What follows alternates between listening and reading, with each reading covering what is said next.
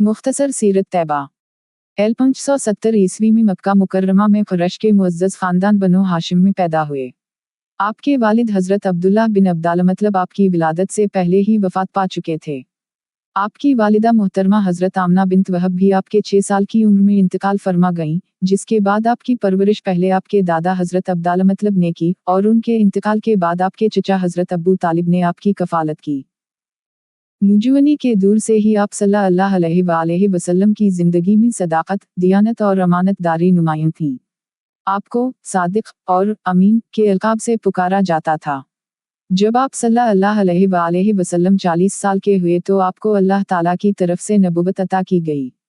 हज़रत जबराइल अलैहिस्सलाम पहली वही लेकर गार हिरा में तशरीफ़ लाए और सूरत अल-अलक़ की इब्तिदाई आयत पेश की। इस वाक़ये से आप सल्लल्लाहु अलैहि वसल्लम की नबुवत का आगाज़ हुआ। आप सल्लल्लाहु अलैहि वसल्लम ने अल्लाह की वहदानियत, इबादत और बंदगी की दावत देना शुरू की। शुरू में आपके पैरोकारों की तादाद कम थी और मक्का के मुशरिकीन ने आप सल्लल्लाहु अलैहि वसल्लम और आपके सहाबा किराम रज़ियल्लाहु अन्हुम पर सख्त जुल्म व सितम किया।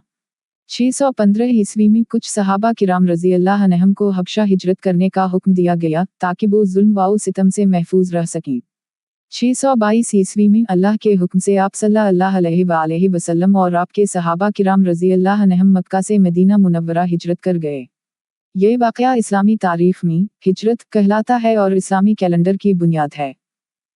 मदीना में आप सल्लल्लाहु अलैहि वसल्लम ने क़बाइल के दरमियान इत्तेहाद कायम किया और एक मिसाली मुआशरा तश्कील दिया। 8 हिजरी में मक्का फ़तह हुआ, जो बग़ैर किसी बड़ी जंग के एक अजीम कामयाबी थी।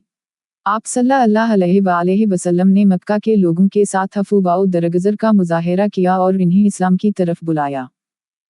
632 ईस्वी में हज अलविदा के बाद आप सल्लल्लाहु अलैहि वसल्लम बीमार हुए और उसी साल वफ़ात पा गए। आप